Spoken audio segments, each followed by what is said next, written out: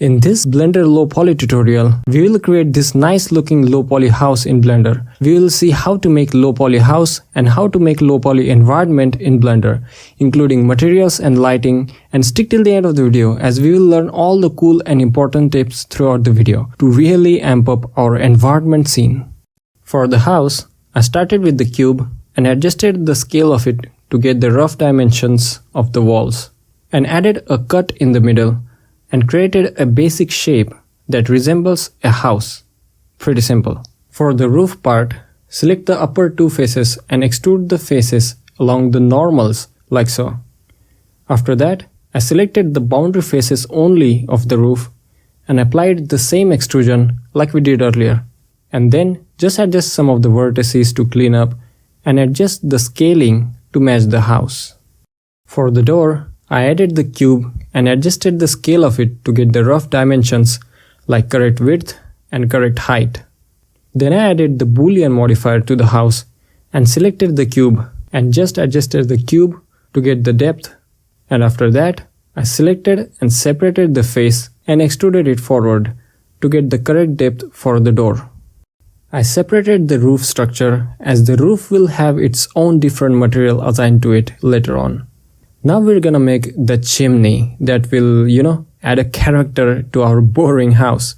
For that, I added some of the loop cuts and adjusted the position for correct width for the chimney. Unlike the door, duplicate and separate this face, extrude, and create a basic shape that resembles a chimney. Especially for such structures, always make sure to follow some references, Even if it's the most basic structure, following a reference can really make the difference, as you will also know any small details or variations of the shape that matches your particular scene. At this point, after getting the basic shape done, I added the chamfer to the border edges that really gives it different look for our scene. Next, for the windows, I added the cube on the left wall of the chimney and added a boolean modifier as we did for the door. And sometimes you need to switch the solver option like so. And a cool tip here guys, while using the boolean modifiers, if you go to the object properties and set the viewport display to wire, you really can see the end result of the boolean, which makes it very simple to adjust. And I separated this face and adjusted its depth, which will be our glass, which will look so cool in the end. And I just cleaned the geometry to avoid any n-gons, which are not good for the models. After that, for the window frames, again added a cube here and gave it the bevel modifier. And what is that? Well, another tip here, always make sure to apply the scale while adding bevels to any objects, so the Blender can calculate the bevels correctly, like so. From this point, I used the same cube to create the framing for the window, and adjusted the cubes like this so the wooden frames fit into each other nicely. For the middle holding structure, I duplicated the cube and added a loop cut to this upper cube for snapping, and snapped the cube in exact middle, adjusted it a little bit, duplicated it, and did same for the horizontal plane, and made some of the adjustments to make it look neater. After the window is finished, I adjusted the door a little bit to add the framing to it now. And I used the same cube in similar fashion for the door framing, only this will be much thicker than the window framing. Now we're gonna create wooden pillars for the house. Pretty simple, I used the same cube and put it at one corner of the wall. Adjusted the height, and we're gonna use the mirror modifier here to make our job simple. Set the mirror object as our cube and mirror on both the X and Y axis. And bam, all our 4 pillars are set correctly. And the cool thing about this is what I'm gonna show you. I added the loop cuts to one of the pillars and turned on the proportional editing tool and set the fall off type to sphere. And then I pushed the middle portion in to create a curved shape for the pillar to make it look more interesting. And if you can see, all the other pillars get affected by the same amount, which is very useful. Now for the roof support, I duplicated the two faces and extruded it like this and gave it thickness by using the solidify modifier.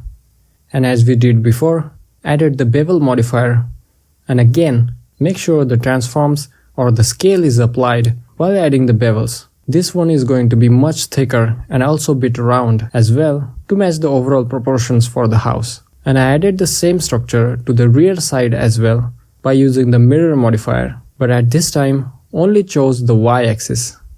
After that, I added the final roof support by using one of the frames I created and put it at the top of the roof. In many of the reference photos I saw for the low poly houses, such wooden support looked so good. So accordingly, I adjusted the thickness and length of it. And also similar to the 4 pillars we created, I added bit of a curve to this structure as well. Also notice I selected the fall off type to inverse square this time for this look, so that it matches our overall scene much better. For the doorknob, just added an icosphere and adjusted its scale and position so it looks like a low poly doorknob. And I created some of the tiles on the roof you must have seen in the beginning of the video by using the face on the top of the roof.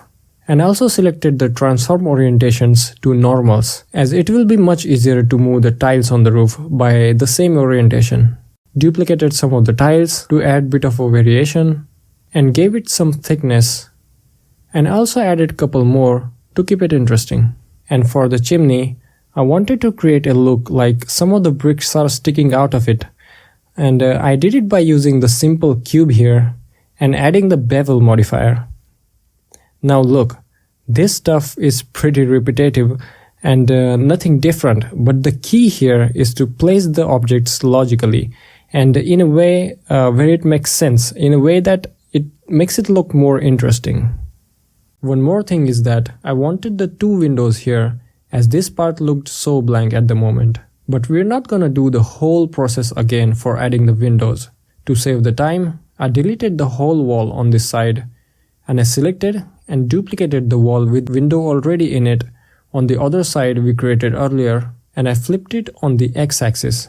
Then I duplicated it as well and flipped it on the y-axis, and then joined the whole mesh together again. Now we have the 2 window holes here as well. For the remaining parts of the actual window, I did the similar thing. I actually selected all the windows parts and then parented it to one of the wooden frame. And then I duplicated this group in similar fashion we did for the walls. But I put the 3D cursor at the world origin at this time, and then selected the pivot as the 3D cursor. So the windows will get flipped at the correct positions. Then flipped it on the x-axis and also the y-axis. Now let's create the environment. I wanted to create like a small hill, thought it would look good for the house. For that, I used the sphere and deleted some of the bottom vertices and squeezed and scaled it in a way that it will look like an actual hill ground for the house. And remember, nature is always imperfect, so I added some of the imperfections, variations for the ground using the proportional editing tool. Make sure you don't go too crazy with this, as we still need to maintain that nice low poly round kind of look. I think this Blender low poly tutorial is good for the beginners as well, as this tutorial uses very basic tools but just shows how to use them effectively. Comment below if you have learned anything so far or have any better ideas of your own. Always love to hear. Anyway, I then added the decimate modifier to this, and we're gonna use this modifier a lot from now on, as this really gives it that interesting low poly look. It does that by actually collapsing some of the vertices together like this, so you can adjust the ratio as you like. Now this hill is actually like a floating hill, you know, like the section of the ground is actually floating in the sky, like the Avatar movie. So I am creating the cross section of the ground underneath it. For that, I selected the border edges of our hill and extruded it and scaled it down for that cross section mountain kind of look. You get the idea. And now we're gonna add those variations for the ground section. I basically added some of the edge loops which will be useful later on in the video I will show you. But before that, I created a shape for the ground section using the proportional editing like so. And then the real stuff. We are going to do the sculpting. Yeah, so I added some of the variations to the ground by using different radius and strength, etc.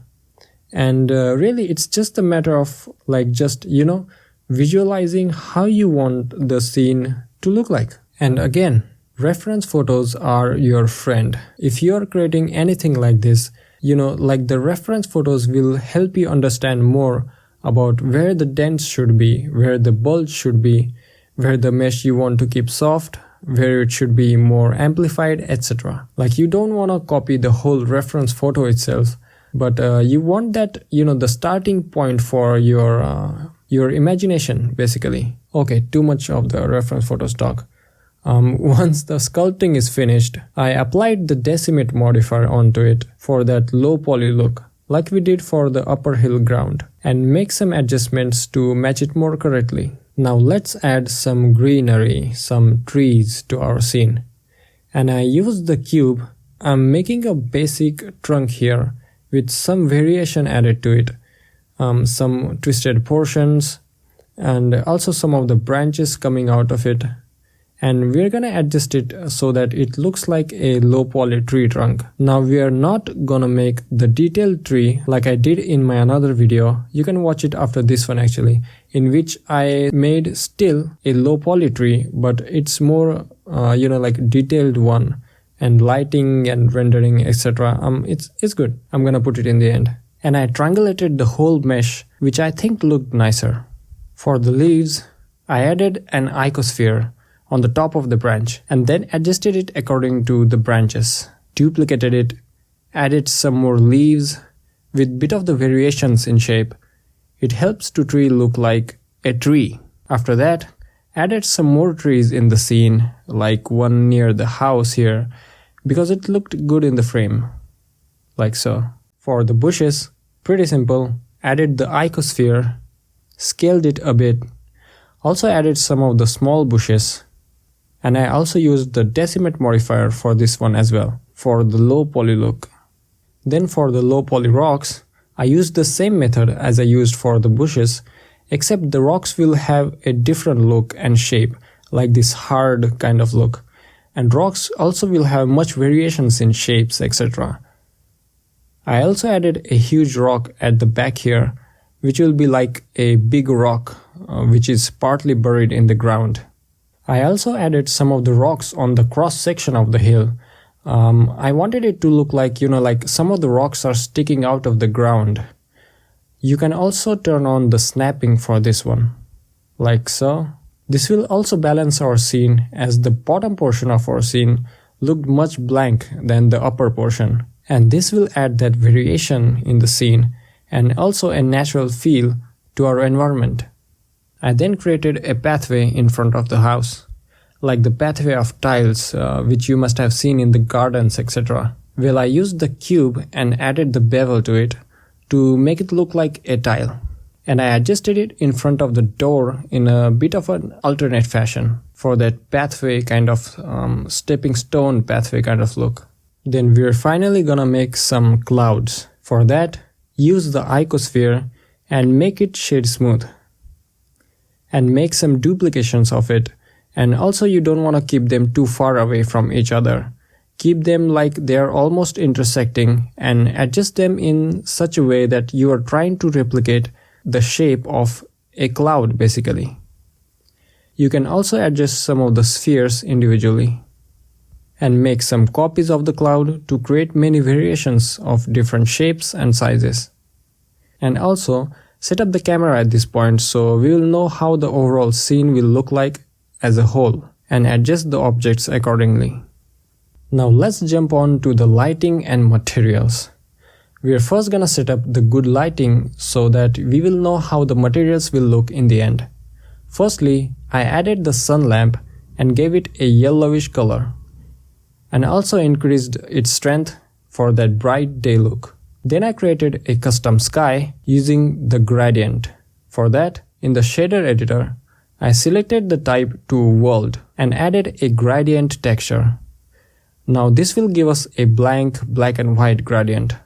I then added the texture coordinate node and separate XYZ node and connected the generated output of texture coordinate node to vector input of separate XYZ, and then connected the Z output to the vector input of the gradient texture. This will allow the gradient to be affected in only Z axis, the vertical axis, like we want from now. I then added the color ramp node to adjust the gradient and to add the sky colors, and set up the interpolation to ease so it will give us very softer gradient like this. And for the bottom portion of the sky, I used a light sky blue color. And for the upper portion of the sky, I used a bit darker blue color. And I like to use the mapping node attached here because it gives control over the location and also the scale of the gradient applied in the scene. Now our lighting and gradient are set up. Let's look at the materials. For the main house, I gave it a light yellowish kind of color, not too much bright. And an important thing while adding the materials in this low poly scene, notice I will be cranking up the roughness high as I wanted a more diffused look for the scene. Same material goes for the chimney, so I linked the material by using Ctrl L and selecting the materials. For the woods, used a bit darker wooden color and again roughness to 1 and copied the same material for all the wooden objects. For the door actually, gave it a different wooden color, a little lighter. And for the door knob, and also for all the wooden frames, gave the main wooden material we created earlier. For the roof also, I gave a little brownish lighter color. For all the bricks, I gave them yellowish and slightly darker color, so it matches the wall. Now, for the window glass, I used a different material called the emission material. And this material actually does what it sounds like, it emits the light. So we will be able to show, like the light is coming out of the house. So I gave it a bit bright yellow color and also increased the strength of emission. Now here's the magic. If I go to the render settings and turn on the bloom, now you can see that the light is actually glowing. And you can adjust some of these settings to get the kind of look you want, like the radius of the bloom and intensity, etc. So I copied the same materials for rest of the windows. Pretty sweet. For the leaves, gave them a bit light green color, pretty simple, but also I added some of the variations of the color for the leaves as some of these leaves needed to be a bit yellowish in color, so it looked kinda cool. For the tree trunk, again, bit brown color. Now you can play with the colors, You can play with the colors you want to keep for your scene, so feel free to mix and match the colors until it looks good as a whole. For the ground cross section, I gave it a brown, dark, mud-like material because I wanted it to have a more earthy kind of look. And for the rocks, I gave them yellowish, more diffused color, so it looked nice. Also, you can add in more lights in the scene as well, like to replicate bluish skylight, to get the kind of look and feel you want really, to add in more ambient lighting kind of effect to finish up the final result. Hope you liked this video, give it a thumbs up. Also check out other tutorials on this channel right after this one to keep learning everything about CG. This is Abhishek and I will see you guys in the next video. Goodbye.